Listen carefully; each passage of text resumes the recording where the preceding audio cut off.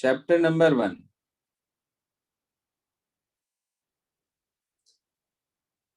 Chapter number 1 का नाम डाल लीजिए numbers, quantification and numerical applications. देखो, इसके अंदर हमें नंबर थ्योरी के बारे में पढ़ना है, कुछ और जो हमारे पास हैं टॉपिक्स हमें वो सब साथ साथ लेकर चलने हैं। सबसे पहले इसके अंदर हमारे पास जो टॉपिक आता है वो हमारे पास है मॉड्यूलो अर्थमेटिक। मॉड्यूलो अर्थमेटिक, ये देखो मॉड्यूलो अर्थमेटिक बेसिकली काम कैसे करता है, हम उसको किस तरीके से रिप्रेजेंट करते हैं। जो हमारे पास मॉड्यूलो अर्थमेटिक है ये बेसिकली रैप अराउंड पे काम करता है।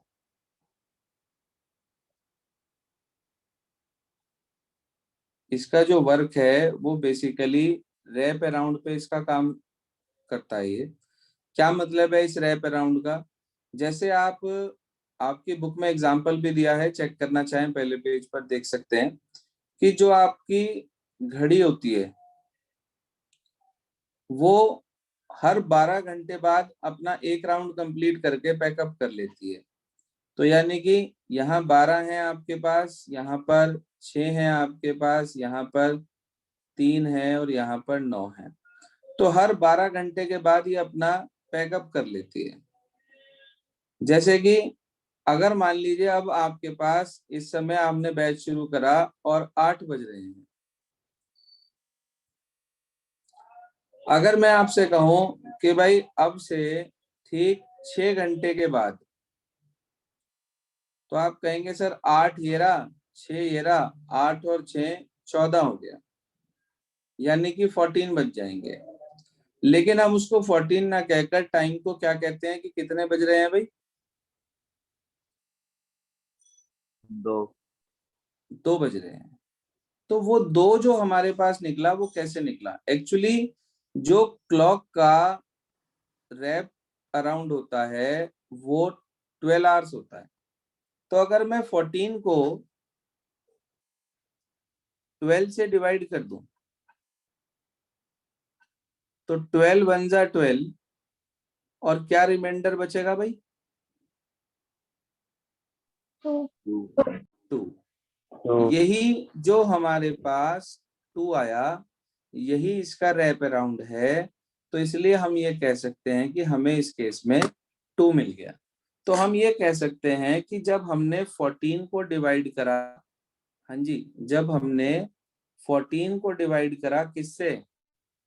12 से, तो हमें 2 रिमाइंडर मिल गया। तो हम इसको इस तरीके से लिखते हैं 14 मॉड। मॉड जो है मॉड्यूलो अर्थमेटिक की जो है शॉर्ट फॉर्म है।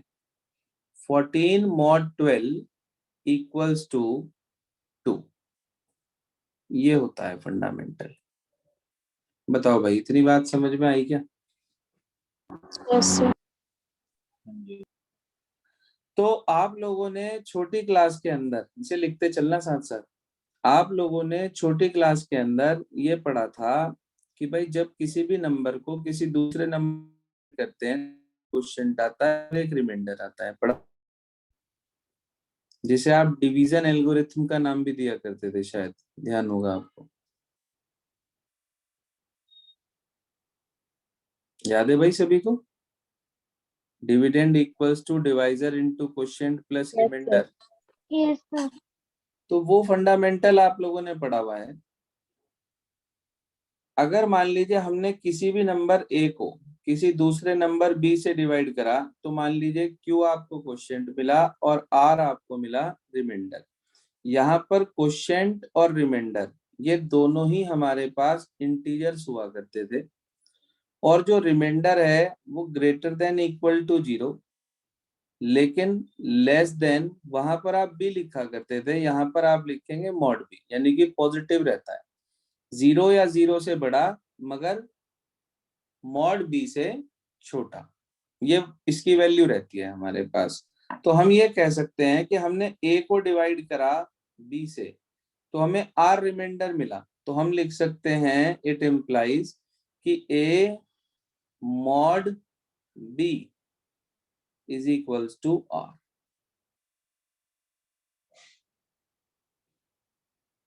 हाँ जी सर, आपने डिवाइड किसको करा? a को। किससे डिवाइड करा? b से। तो इसलिए इसको लिखा गया a mod b equals to r। नहीं समझ में आई बात? सर आ गई। अब इसके बाद एक एग्जांपल ले रहे हैं और देखिए ध्यान से। इसी चीज को समझाने के लिए एक और एग्जांपल ले रहा हूं आपके सामने। आपके पास लिखा है कि जब हमने 14 को डिवाइड करा 5 से, जी हाँ सर, डिवाइड करिए 14 को 5 से, कितने पे जाएगा? हाँ जी, 5 टू 5 2 10, क्या बचा हमारे पास? 4। तो आपने देखा 14 को डिवाइड करा गया 5 से, तो 4 रिमाइंडर आया। क्वेश्चन से कोई लेना देना नहीं है यहाँ पर। तो आप ये कह सकते हैं 14 mod 5 equals to 4। If 14 when divided by 5, then it will give 4 as a remainder. Is this clear? Yes sir. तो अगर आप किसी भी एक इंटीजर को किसी भी दूसरे इंटीजर n से सपोज करो डिवाइड कर रहे हो, तो रिमाइंडर की वैल्यू आपके पास 0 1 2 से लेकर n-1 तक कुछ भी हो सकती है। 0 से लेकर n-1 तक कोई भी वैल्यू वो गेन कर सकता है। अब आपके पास इसी के साथ साथ एग्जाम्पल स्टार्ट होते हैं। जैसे हम सबसे पहले एग्जाम्पल नंबर 1 पे चलते हैं। देखिए ध्यान से, चैप्टर नंबर 1 पहला एग्जाम्पल। जी हाँ, क्या कहता है पहला एग्जाम्पल? देखें ध्यान से, एग्जाम्पल नंबर 1 का फर्स्ट पार्ट ले रहे हैं, बिल्कुल सिंपल। 21 mod 2, जरा बताएं क्या आएगा? Try to solve by your own.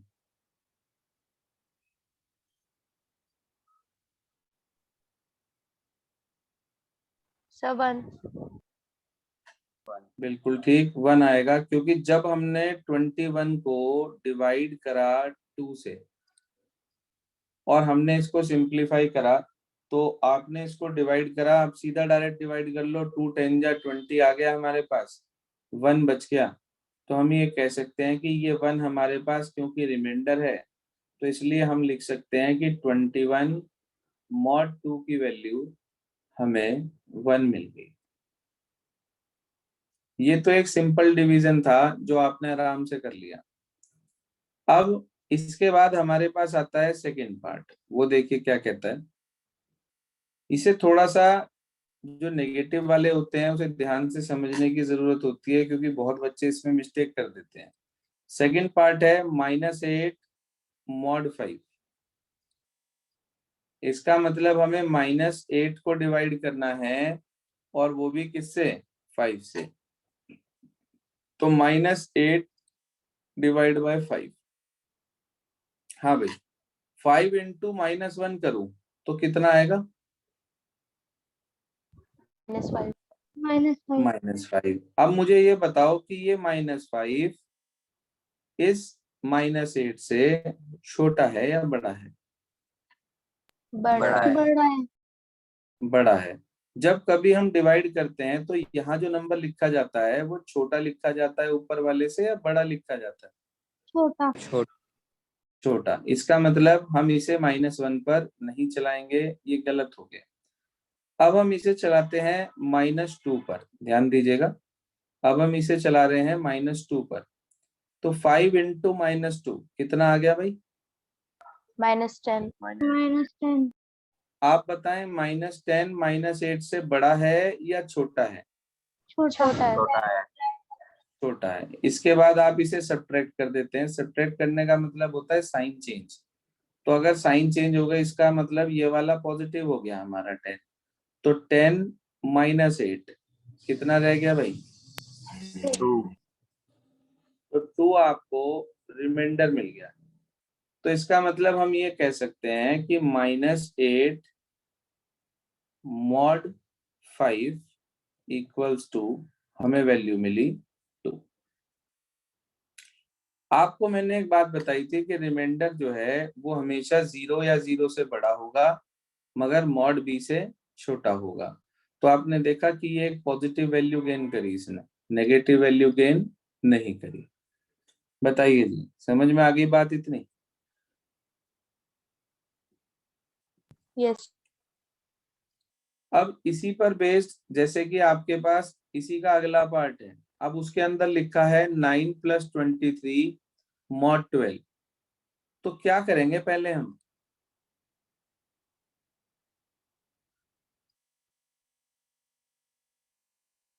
हाँ जी, क्या करेंगे हम पहले? पहले सम करेंगे सर इन दोनों का। शाबाश, पहले इन दोनों का सम करेंगे। फिर उसके बाद ये हमारे पास जो है बिल्कुल सिंपल क्वेश्चन बन जाएगा। भाई 9 और 23 को ऐड करो, क्या मिलेगा? 32. 8। 32। तो आप इसका मतलब उसने हमारे से 9 + 23 mod 12 मांगा है। तो यानी कि हम ये कह सकते हैं कि उसने हमारे से 32 mod 12 मांगा है एक तरीके से। तो आप इस 32 को उठाकर डिवाइड कर देंगे किससे? 2 से। 2 से क्यों? नहीं मतलब 12 2 20। 12 से। 12 2 जा 24, बच गया 6 और 2 8, तो 8 बच गया हमारे पास। इसका मतलब हम ये कह सकते हैं कि जो उसने हमारे से पूछा था 9 + 23 mod 12 उसकी वैल्यू 8 आ गई हमारे पास। बताओ भाई बच्चों,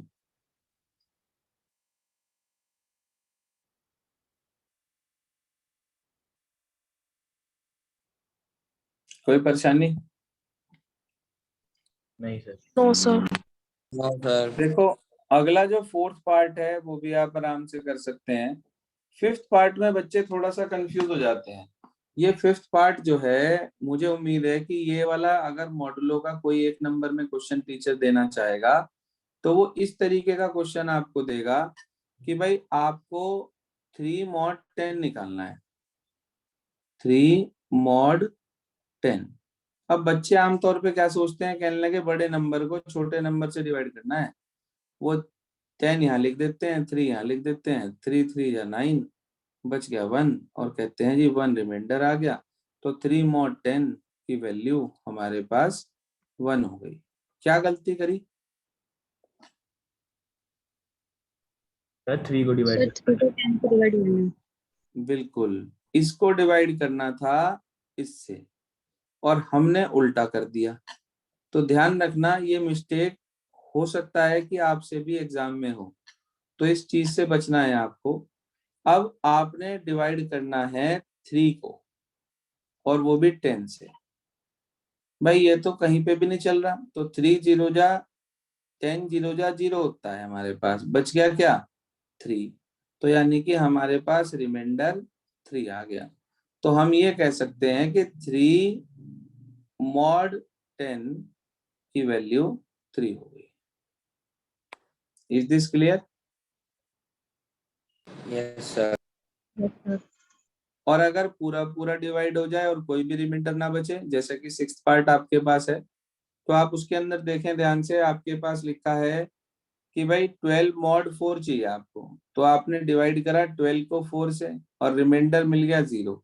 तो इसका मतलब ये हुआ कि जो 12 mod 4 की वैल्यू है वो आपके पास सीधी सीधी कितनी है? 0। यह आपके पास 6th पार्ट है। देखें भाई, कुछ क्लियर हुआ, कुछ समझ में आया या बिल्कुल समझ में नहीं आया?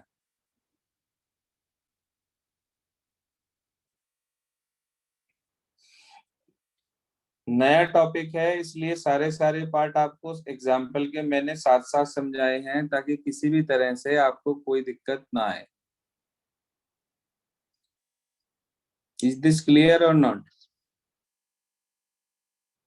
Yes, sir sir. Clear. Clear.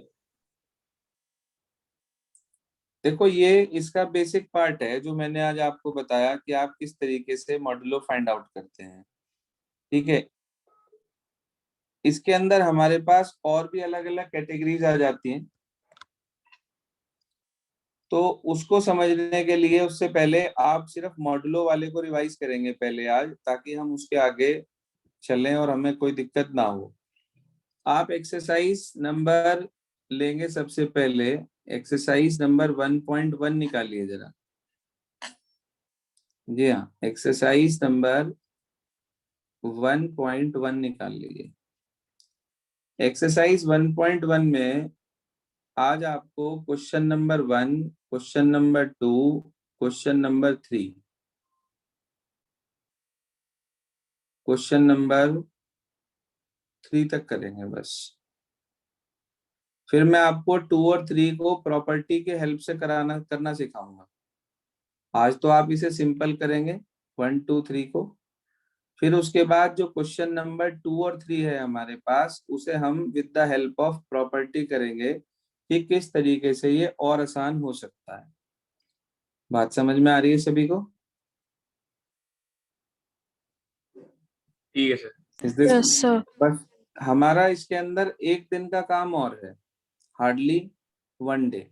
तो कल की क्लास में ये हमारा वर्क लगभग खत्म हो जाएगा, क्योंकि सारा अगर एक साथ बता दूंगा तो सब गड़बड़ हो जाएगा। क्योंकि अगला जो पार्ट है कांग्रेस मॉडलो, वो थोड़ा सा हटके है टॉपिक, तो इसलिए पहले बेसिक को रिकॉल करेंगे आप पूरा, उसके बाद हम आगे की तरफ चलेंगे, उससे पहले नहीं। बस इतना करना है आज आपको। ओके बेटा।